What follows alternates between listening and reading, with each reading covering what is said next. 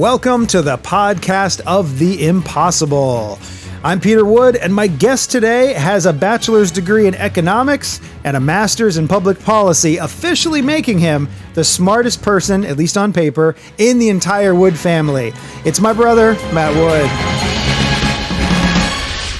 That's true, right? Whoa, I think Uncle Tommy might have me beat. Okay, I guess I'm talking. He's definitely smarter, but I think I specifically put on paper there for a reason, but I guess that's true. It depends on how you define. Certainly, in our immediate family, there are college degrees, but there's no master's degree. So you've got that in the bag. I struggled in college. I just had to stay there. Right. I'm still there. Right. Yeah. Exactly. Yeah. One of those. Just never left. Yeah. Never quite got that. I think that you've been institutionalized. There's nothing absolutely. wrong with that. We always knew that it would happen from the day I was born. No, it is interesting to think about. Like, you definitely had more adventures and challenges in school than I did. Yeah. And we would never have guessed that you would be the one who would still be in, on the other side of the desk, or in helping out in higher education, not just as a student. No, but it's pretty funny. Like my career there. Yeah. And, college students, they're all the same age. They come in with new ideas. I get older. They come in with new ideas, and I get to take them. And it's cool. Yeah, no, it's an interesting. And the new generation is cool. They're these Gen Zers. They're nice. We were jerks. Yeah, the millennial. We were really mean to each other. It's actually like the kids coming into college now are like they're like, kindness is a cool thing. How much do you think of that can we blame on the internet? Like how? 100%. I mean, because that's one of the defining things of Gen Z, right? Is that they don't, they have only ever known the internet. Right. Like, and so much so that the way that a lot of people younger than us are rebelling is not doing as much on the internet as we remember a time where there was no internet. Yep. And so if anything, we are kind of the ones who are trying to drink from the fire hose because we remember when we were, to overextend the metaphor, when we were very thirsty. And now because we've got this fire hose, you see a lot of negative stuff happening from that. Oh, yeah, absolutely. And we've got students coming in to college now that are like, I don't have a smartphone because it's too distracting. Oh, wow. I like, cool. I've got my flip phone, right? And I like listen to music on vinyl. And I still have my my tablet that I'll like listen to Spotify. Let's not be crazy, but right. I was going to say, are we going to have to start putting these episodes out on vinyl? And I'm going to be like, and I'll be handing out CDs on the street corner, they're cool. That's really awesome. Cool. I have a lot of hope. They're just like the boomers thought that we, would fix the mistakes they made. I now believe that Gen Z will fix the mistakes I made. Awesome. Making the world a cruel, dark place of the internet. Good. Yeah. No, I'm glad. Yeah. I'm optimistic for that, especially as,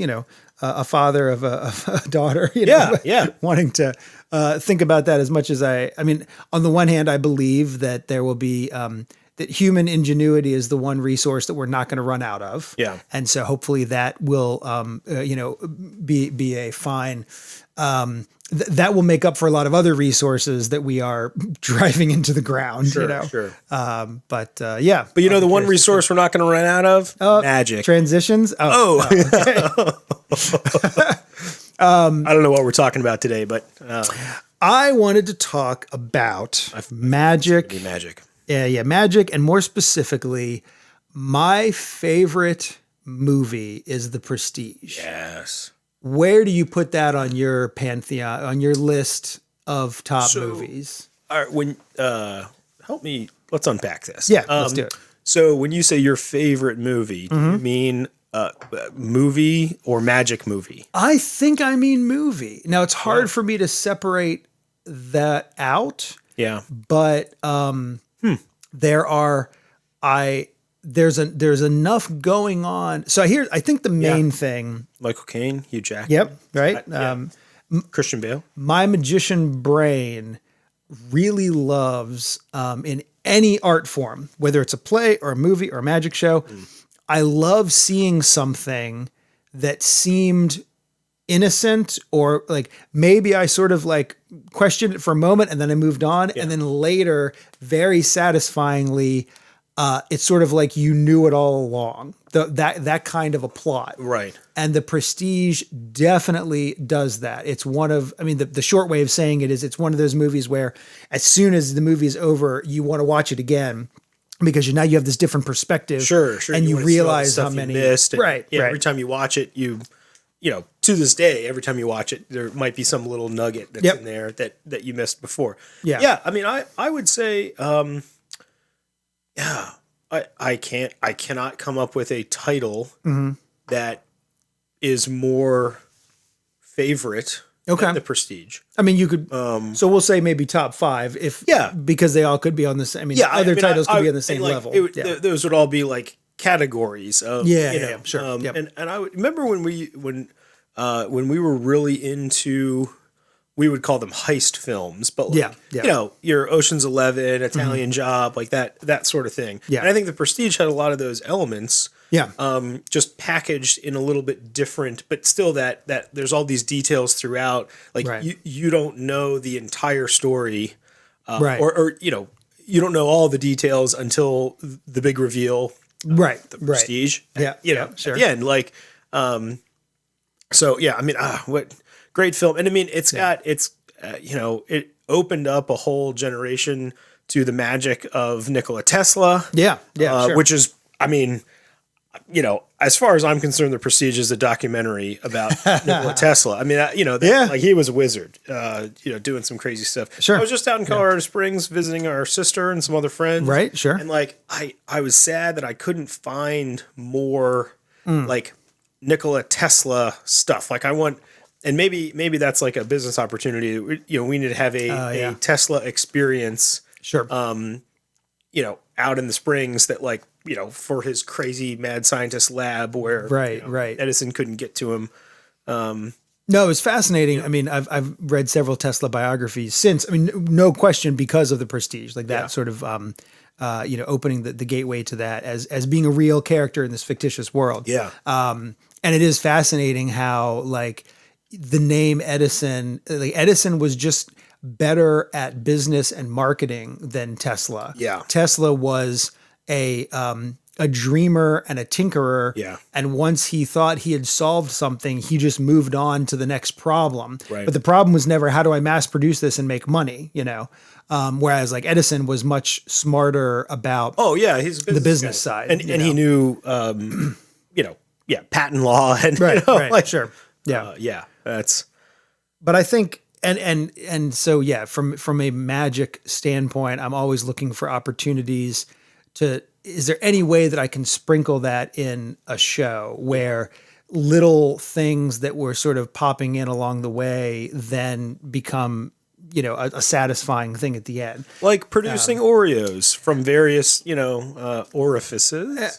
No, just not out of me. I find them places. So they're in bags and they're in boxes and, you know. Orifice. An orifice can be a non-human, you know. I don't think so. No, okay. I don't. I mean, it technically maybe it could, but when you say orifice, you mean you mean a butt crack. No, I can't. You could say openings also. Like the box opens and the bag opens, but if I was pulling Oreos out of different openings, you're pulling Oreos out the whole show, and then you know it's revealed that you know you and Wilby have the fake that when I'm doing a family show and I bring out the raccoon fox thing. It's not. It's sort of. It's funny when you like look at the actual puppet. Yeah. You can't really tell what it is. Like it's not. It's not a slam dunk raccoon. That's why we use inclusive terms. And just say Willoughby. That's true. That's true. We don't call Willoughby anything. Nope. Willoughby is just Willoughby. Willoughby's Willoughby. And it always has been. You know. Yeah. But that's the closest. And even that is really hard. Like I love. So one of the reasons I love Matt King is his show has so many wonderful callbacks and running gags in it where, you know, at like, I'm not even gonna, I don't want to spoil it. I had an example. I was going to tell you the example, and that means that if somebody goes to see Mac's show, it would ruin a lovely moment. So I'm not going to do it. He's still at Harrah's? No, so he is over at Excalibur now. The king, the castle has a new king. Oh, that's genius! I know, man. What a guy. So yeah, if you are in Las Vegas, Nevada, we highly recommend going to see Mac King. Yeah. He does afternoon shows, which is, I think, a brilliant move because that frees up his evening and yours to do other things. So that way Mac can either spend time with his family or do, one-off corporate events. But that also means that in the evenings, you're usually trying to juggle a bunch of different shows and figure out what you want to do. But there are other afternoon shows, but the point is not nearly as many. So it's a lot easier to go and see Mac. Great break from drinking and gambling. Yep. And you can drink there. But, sure. And you can still enjoy it. Yeah. Sure. I'm sure you can gamble there too. Probably. It's Vegas.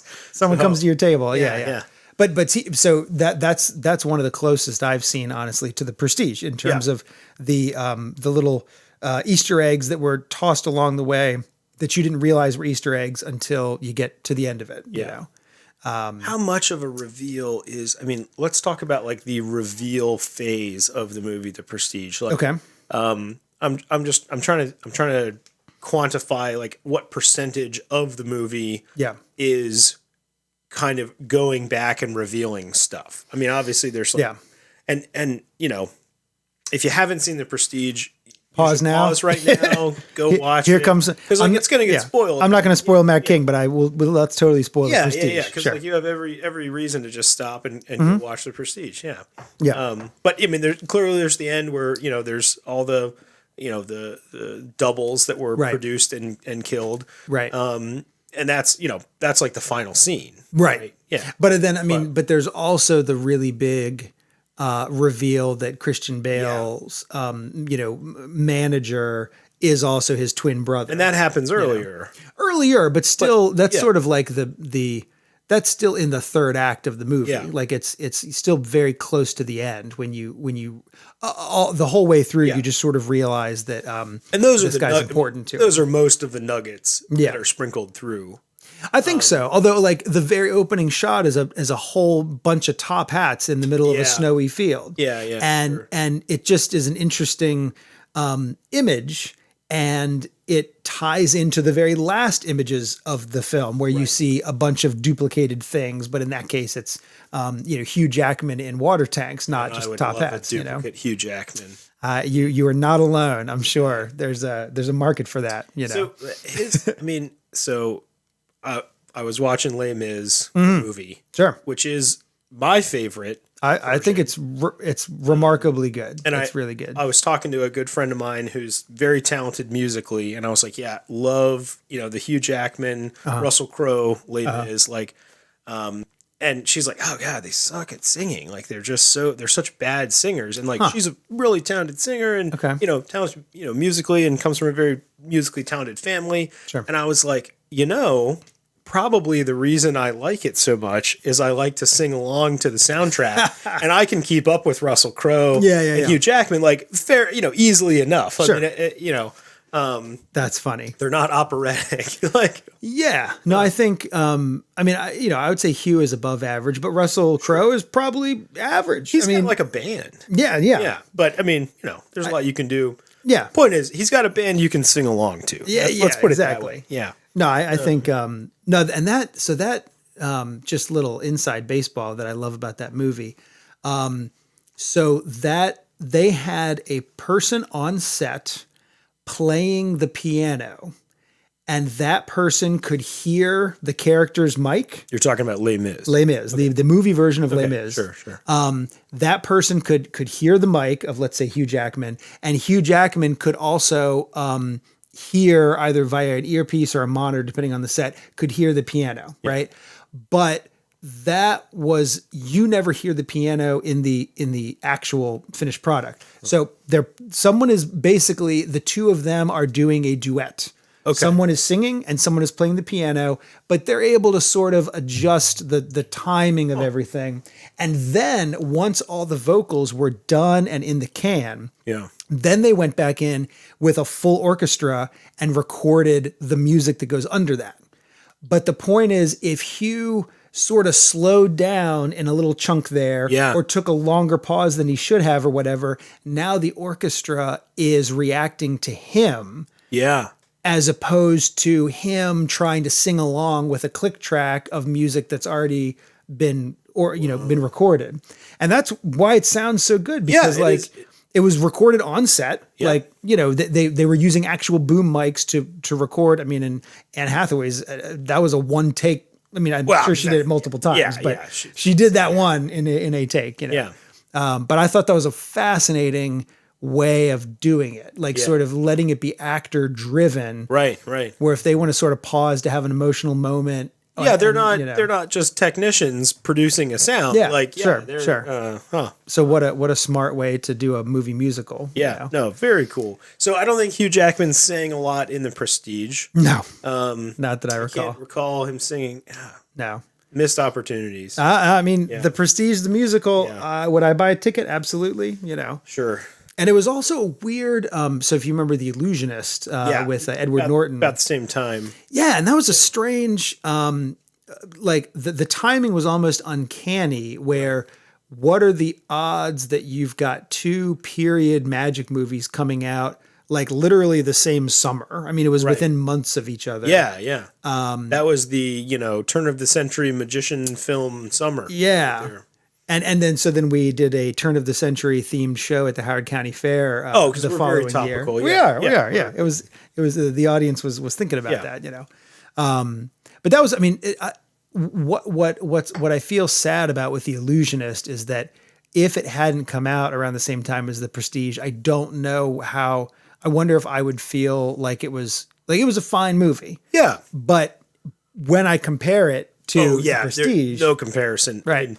In terms of what you're, I mean, the Illusionist was, well, The Prestige was a love story. I mean, I don't know. There were a lot of great layers to both. But I definitely made one of those like butterfly. Oh, the locket. Locket clasps for like a college girlfriend at that time. Nice. Yeah, it wasn't quite as cool as the one in the movie because that one's magic. Right. That doesn't actually move the way it does in the movie. Yeah. But it did some of that. It still moved. It was cool. Yeah, the way it does in the movie literally required an edit. Yeah. You give it one twist and then you cut to the actor's reaction and then now you cut back to a duplicate version, Yeah. But no, definitely. I mean, I still thought that both of those movies, far and above beyond most films, did a great job of representing magic on screen. Yeah. I liked Michael Caine's character, which I identified most closely with as somebody that is not performing, but is still interested in the design and construction of, magic apparatus and illusions. So, it was cool that he could, it was proudly representing magical engineers. Sure. So, that don't perform. Yep. Or don't perform solo. That was neat, and everybody loves Michael Caine. I think, but letting people know even that sort of person exists, where it's not just the magician in the workshop. Right. Sometimes it is, but often it's not done in a bubble. For your biggest acts. It is a team development. Yep. It's not there. Yeah, I wonder if there's ever going to be another one. I mean, there's been. Well, yeah, and Houdini dramas come from time to time, and all those have been varying levels of how accurate. But the I want a Houdini like series. Yeah. Like a Houdini Netflix series would be. I'm trying to remember. I had a conversation with a wonderful magic thinker named Michael Weber, who was involved with several Houdini productions, both stage ones as well as like TV ones. And I remember that he said that they were having a hard time. It was almost so unbelievable. Yeah. Like the actual Harry Houdini story, it would feel sort of made up, is how I'm remembering his like the problems were that whenever someone would bring the story to the table, everyone was always trying to do some sort of an angle on it. Right. Like Houdini as a spy or Houdini in a love triangle or, but like sort of the actual rise to fame is still something that would be interesting. Yeah. But that's maybe more for a documentary then at that point, not as a drama. Yeah. Yeah. You would need to tell his, some love story and right. Yeah. Huh. And the whole, I mean, his death was sort of mythical where, he basically died of appendicitis and he died from not going to the hospital when he should have. Instead, he went out on stage and did shows for multiple days after his stomach was hurting him.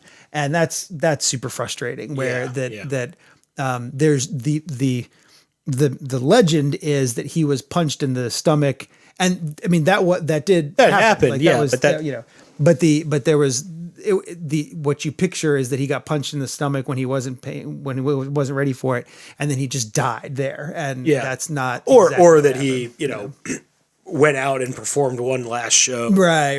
He's such a showman, and true. But no, I still wasn't. I mean, other awesome people that don't want to go to the hospital. Jim Henson.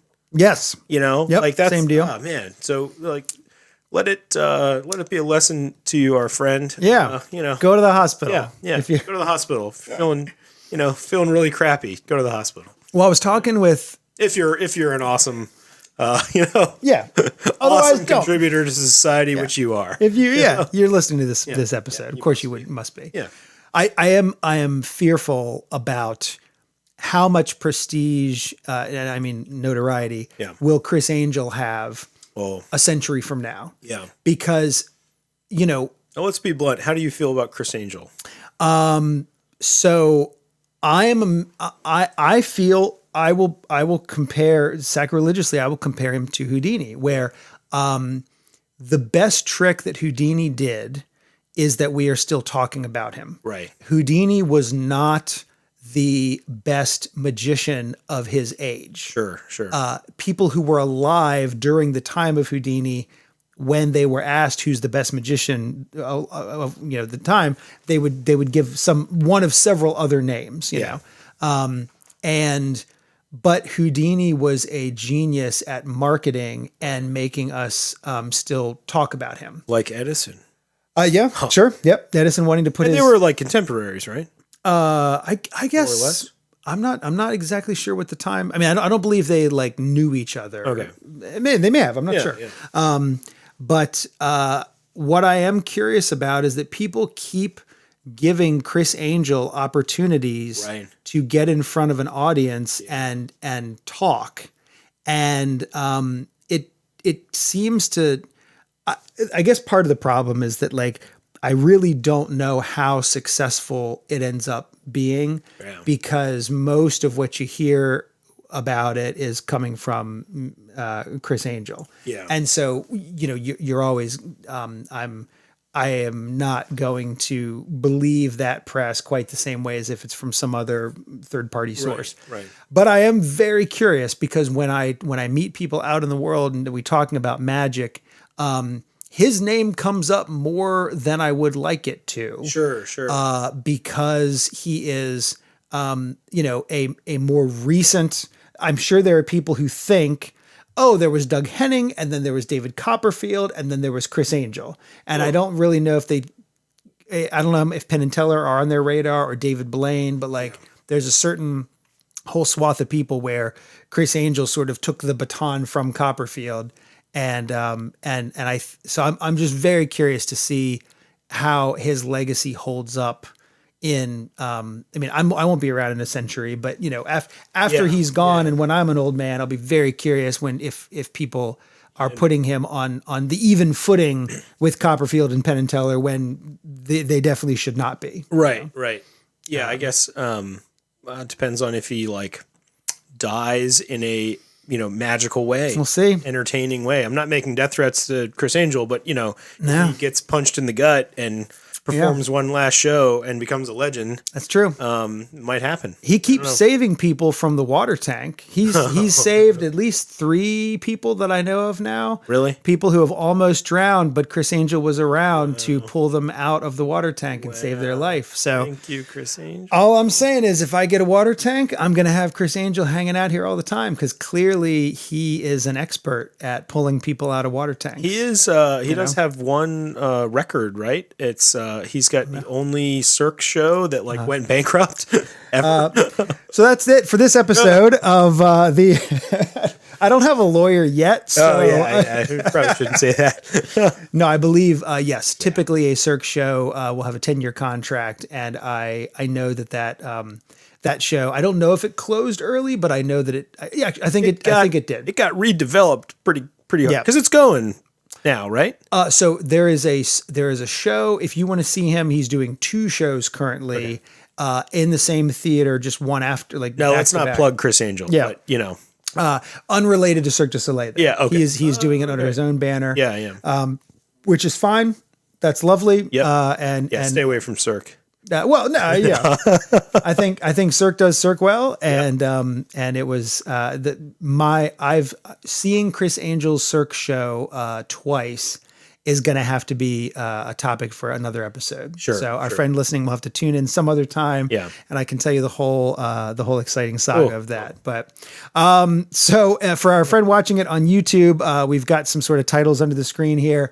Matt doesn't actually have any official public facing social media, but you do have a Venmo. Yeah. So if you want to give some Scotch money to Matt for put in the whiskey jar, it's Matt's Wood, MATTSWOOD on Venmo, which I think is hilarious. Thank you.